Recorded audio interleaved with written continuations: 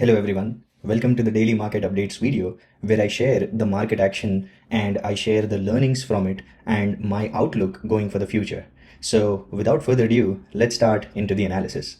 So the theme of the day is, for the first time, we actually breached the all-time high and we breached the psychological level of 17,000 on Nasdaq Futures. So the million-dollar question is, can we sustain above these levels? So we will try to answer all these questions in this video. So stay tuned and let's jump right into the analysis. So as you know that I structure my videos in the format of multiple time frames, and then finally I discuss some macroeconomic events which has a big impact on the market, and then finally I give my summary of overall markets. So with that in view, let's jump on to the weekly analysis. So in the weekly analysis, I wanted to discuss few important things. The support zone still remains the same. The support zone is sitting at 5-day EMA and the Z-Lima. And the latest update is we have closed to the all-time high on the weekly level as well last week. So now the question is, what is the consolidation zone that I'm talking about? So let us go to the charts and understand this. So as you can see, this is the weekly time frame chart. And in the weekly time frame chart, this was a high that we achieved in July. So what I did is I just wanted to know, like in the really short term, what is the level that will be, on the Fibonacci basis, a strong resistance. So what I did is I did a fib level retracement. So I started from here and I ended to the October lows, and I see that the fib level is this one, 1.616.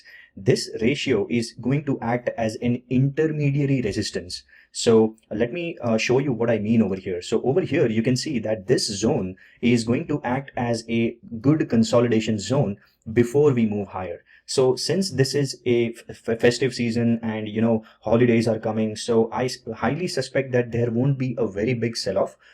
So if there won't be a very big sell-off, then the natural question arises is we can have a good consolidation in this range that is according to Fibonacci levels, and then we will go higher. So there are very high chances of consolidation on the weekly basis over here, and this is why I have noted down these levels. And these levels are coming from the Fibonacci pattern that I drawed from the highs of July and the lows of October.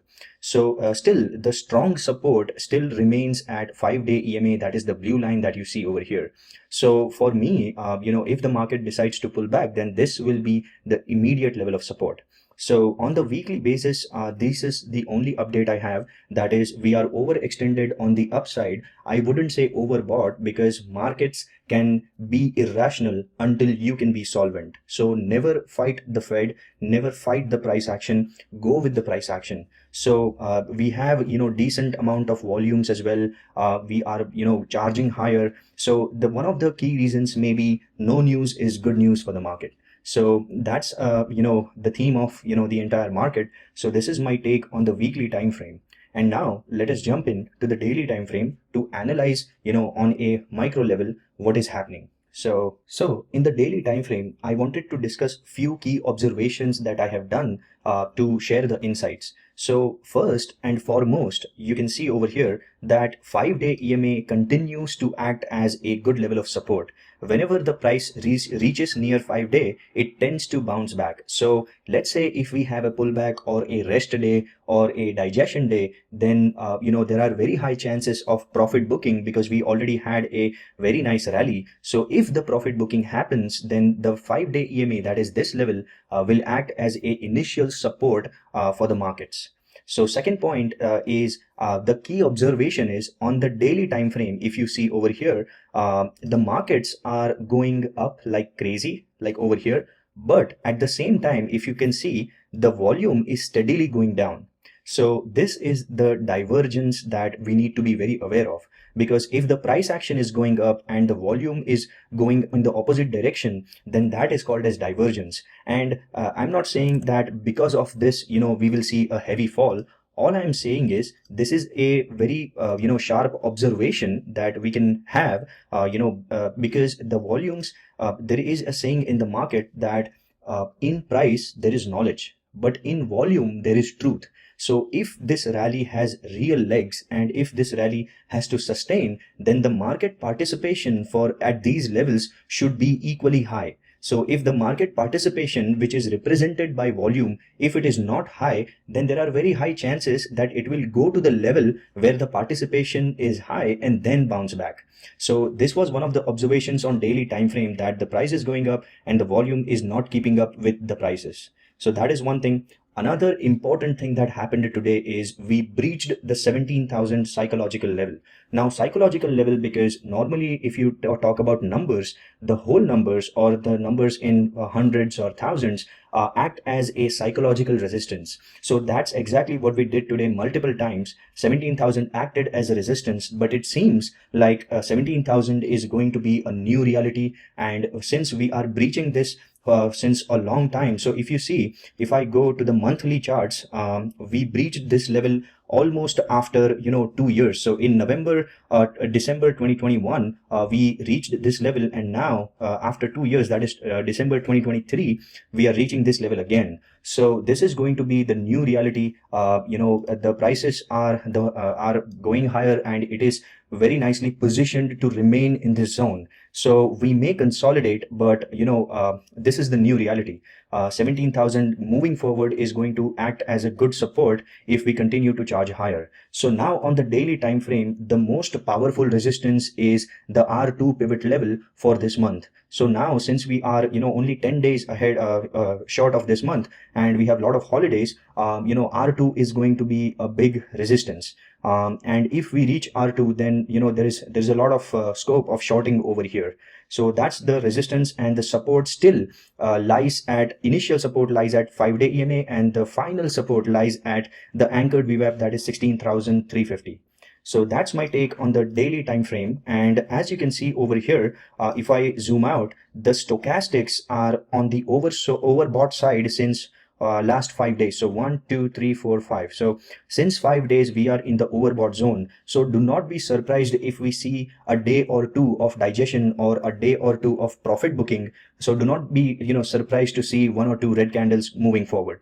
So that's my take on the daily time frame. These are my observations. And now let's jump on to the intraday time frame, where I share my insights on what happened intraday and how we could profit from it. So discussing about the intraday charts, the two things that I wanted to discuss very heavily is we had a perfect rejection from the R1 level on the intraday basis. So let me show you exactly what I mean. So when we go to the intraday charts over here, as you can see, this is the 5-minute time frame. And in this 5-minute time frame, I was looking for a perfect rejection from R1 level. And why was I looking from R1 level? It is because it is exactly coinciding with the psychological resistance of 17,000. So I was of the opinion that, okay, if the price go higher and if we approach the R1 level, then there is a good opportunity to short at these levels and get a nice 15-20 point move. So that's exactly I was waiting for today. So if you see over here, today was a very dull day in terms of news. So if you see, there was no big news after 7:30 over here. So my thesis going into the intraday was let the news get over after 7:30 and see if we go to this resistance level.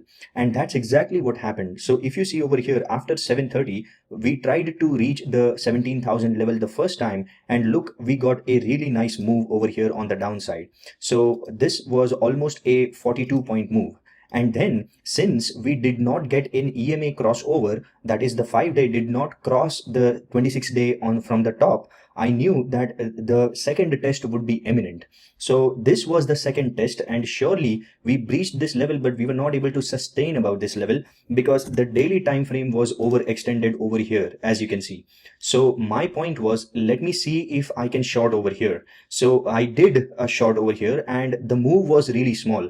But as you can see over here, the wicks were formed a lot. So the second test was imminent. But I was also looking at the cumulative delta. So if the prices are making higher highs over here and it made a lower high, so what was the delta doing? Delta was also making the lower high. So that was the indication that, okay, the trade that I took to short from here was going in right direction, as it was getting confirmation from the cumulative delta. So this is what I did, and pretty much the theme of the day was we tried to breach 17,000 multiple times. So as you can see over here, 1, 2, 3, we tried to breach it 4 times. So it seems that the psychological resistance is really strong on intraday. We'll have to wait and watch for a few days to see if we can breach on the intraday basis and sustain on above these levels. It looks as if right now we will be able to sustain, but we'll have to watch and see. But this was the theme of the day.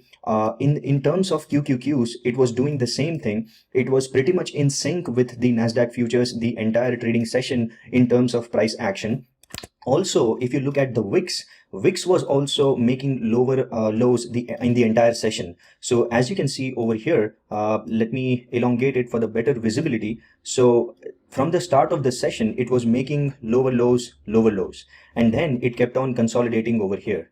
So VIX is also making lower lows on intraday basis. If you look at the daily time frame on the VIX, then the VIX is taking support at this light green level. Now this light green level, the color coding that I did is this represents the Fibonacci pivots. So Fibonacci pivots, I don't do this on the dark green. It's because it's a very immediate level of support. It's not a strongest support, but it's an immediate level of support. So that's the level on the daily basis where the VIX is taking support. So I was of the opinion that in the intraday, if the VIX is making lower lows, then the prices will definitely consolidate near 17,000 zone. So that's my thesis for intraday. It was quite a straightforward day. The strong resistance was at R1 that you can see over here in the bold red line, and the support was sitting at VWAP. So look at this white line. This is the anchored VWAP, and look how effectively and look how efficiently it got support everywhere. So it took support over here, it took support over here, it took support over here. So this is why VWAP is extremely important on intraday basis. So this was the perfect day to demonstrate that thesis. So this is my take on intraday basis. And now let's jump on to the macroeconomic section where I discuss about the macroeconomy, about the news and everything. So macroeconomic section for right now, for today, is very short and sweet.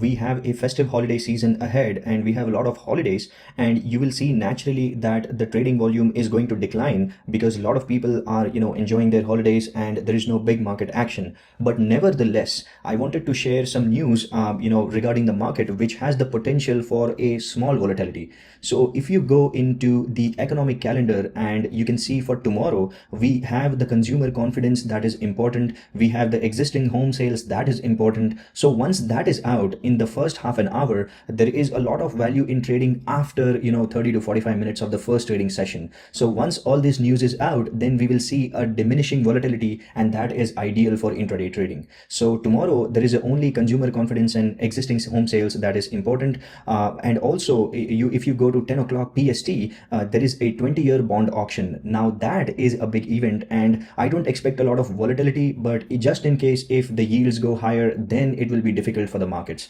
So be out of the position during these two news, and then you should be good to go. So apart from that, the big thing that I want to share is no bad news. The absence of bad news is a good news for market. So many a times rational people like us, logical people like us, always question why is the market going down. So the thesis is markets always love stability. So if you don't have a big instability or big volatile news, then no news is good news for the market. So that's why enjoy the rally while it lasts. Be optimistic and be cautiously optimistic. Do not trade on a big position size because we are overextended on the upside. So that is my take for today. So at last, I would like to thank you for watching this video. Thanks for taking time, and I hope that you are receiving a lot of quality education and unbiased view on the markets, and I hope that your time is making you a good financial participant in terms of knowledge and take informed decisions. And feel free to like, share and subscribe, and engage in comment section so that we can have a meaningful discussion. And till then, see you guys next time. Thank you.